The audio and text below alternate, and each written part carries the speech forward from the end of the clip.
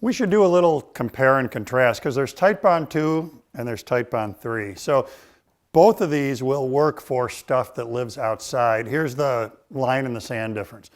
Titebond II, water and weather resistant. Titebond III, waterproof. So first, let's say, if you're doing interior projects and you want to use this on those, you're golden.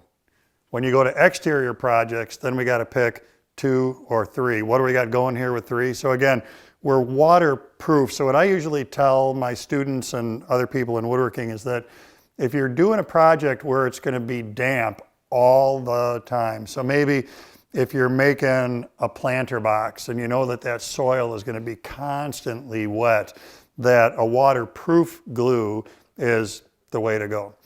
Comparatively, between 3 and 2, we also have a slower set time here. So even if you're doing a piece of furniture, an Adirondack chair, that's not going to be damp all the time, but it's an outdoor project and you want to have a little bit more working time to manipulate the parts before the glue starts to set, then again, 3 is going to be a little bit better choice for you there.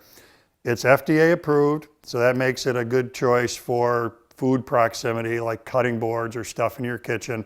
Thinking about not only outdoor projects, but also indoor projects in a damp environment, bathroom vanities, stuff in your kitchen where it's going to be exposed to high humidity levels. Great place to use products like Titebond III. So line in the sand there, waterproof versus Titebond II, water resistant. Both great products, but slightly different applications.